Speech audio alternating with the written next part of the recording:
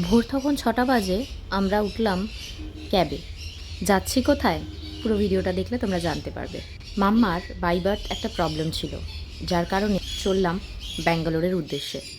ব্যাঙ্গালোরে নারায়ণাতে মামাকে ট্রিটমেন্ট করানোর জন্যই আমরা জানি না সেখানে গিয়ে ডাক্তারের মুখ থেকে ঠিক কী শুনবো, তবে খুবই একটা পজিটিভ ভাইব নিয়ে আমরা যাচ্ছিলাম।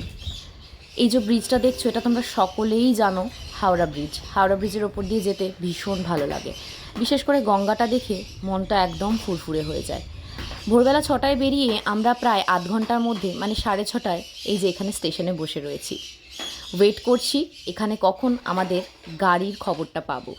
তার মধ্যেই মাম্মার ছোটোখাটো খুচখাচ ক্লিপ নিলাম, আর দেখো কি পাকামোটাই না করছে।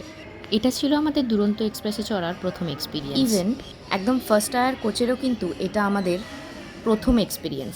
তো ব্যাঙ্গালোরে কী কী করলাম, কীভাবে ট্রিটমেন্ট হলো মাম্মার, সবটা জানার জন্য কিন্তু অবশ্যই চোখ রাখতে হবে।